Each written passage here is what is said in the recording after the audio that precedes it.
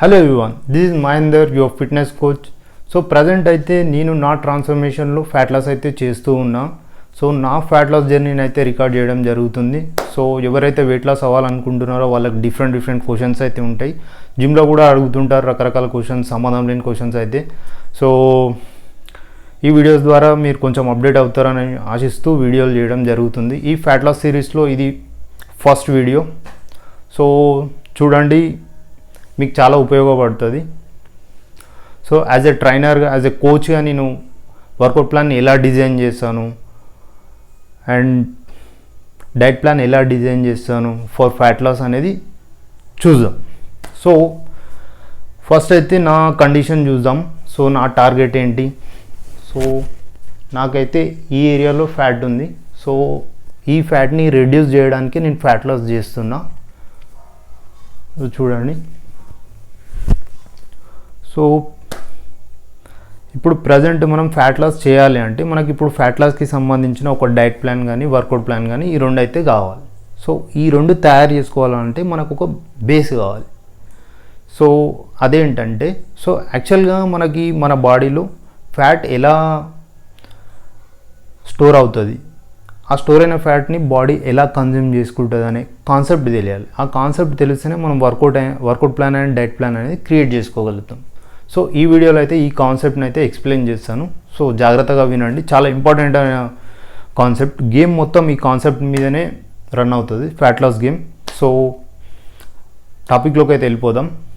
So మనం ఏ ఆహార పదార్థం తిన్నా కూడా అందులో 3 రకాల పోషకాలు అయితే ఉంటాయి. ఒకటి ఫ్యాట్, ప్రోటీన్స్ అండ్ కార్బోహైడ్రేట్స్. ఈ 3 రకాల పోషకాలు అయితే ఉంటాయి. డిఫరెంట్ రేషియోలో ఉంటుంది. ఒక ఆహార పదార్థంలో ఎక్కువ, ఒక ఆహార పదార్థంలో ప్రోటీన్ ఎక్కువ, ఒక దాంట్లో కార్బ్స్ ఎక్కువ, అలా ఉంటాయి. సో ఎప్పుడైతే మనం ఇవి తింటామో అవి డైజెస్ట్ అయ్యి, సో కార్బ్స్ గ్లూకోజ్ లాగా, ప్రోటీన్ అమినో యాసిడ్స్ లాగా, ఫ్యాటీ యాసిడ్ లాగా కన్వర్ట్ అయ్యి మన బ్లడ్లో కలిసి మన బాడీకి సప్లై చేయడం జరుగుతుంది. సో ఈ పేర్లను అయితే మీరు గుర్తుపెట్టుకోని అవసరం లేదు. సో ఒకటైతే గుర్తుపెట్టుకోండి, కార్బోహైడ్రేట్స్ గ్లూకోజ్ లాగా మారుతాయి అనేది ఒకటి గుర్తుపెట్టుకోండి. ఇది మన ప్రైమరీ ఎనర్జీ సోర్స్ అనమాట, కార్బోహైడ్రేట్స్.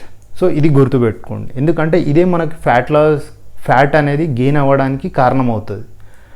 సో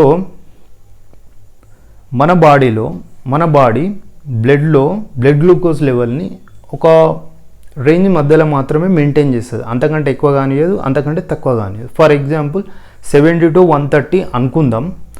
సో 70 కంటే గ్లూకోజ్ లెవెల్ తక్కువ అయితే ఏమవుతుంది, 130 కంటే గ్లూకోజ్ లెవెల్ ఎక్కువ అయితే ఏమవుతుందో తెలుసుకుందాం.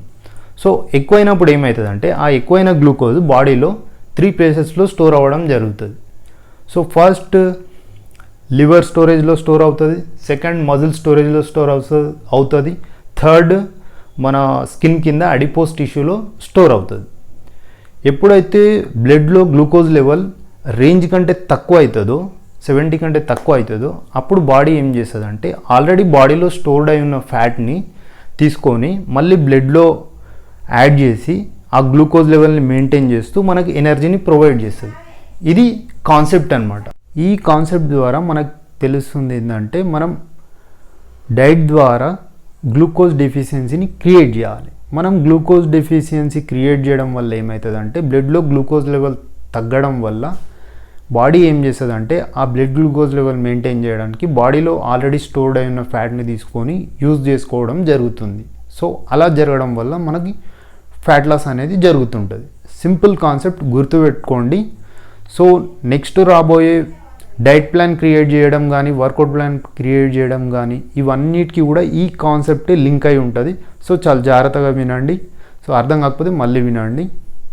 ఐ హోప్ మీకు ఈ వీడియో ఉపయోగపడుతుంది అనుకుంటున్నాను.